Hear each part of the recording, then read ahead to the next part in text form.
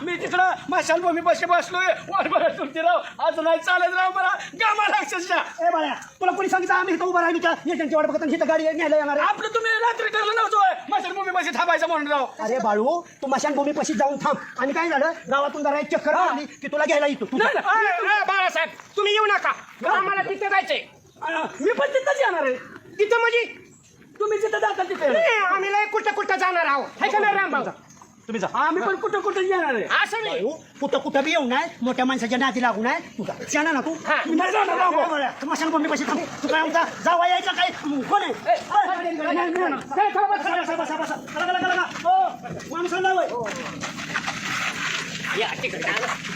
आमच्या माता किसान टंबडी आणि लागलाय माग आमच्या मी येणार आहे. काय बाळ्या सोड मला मी येणार आहे.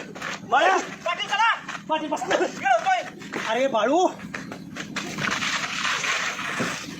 थांबा पाटील येणार आहे. अरे बाळू ऐक मराठी माणूस जी सुधरत नाही आणि पुढे जात नाही ना त्याला हेच कारण असतं एकमेकाचे पाय वाढतात बाळ्या. तुम्ही थांबा.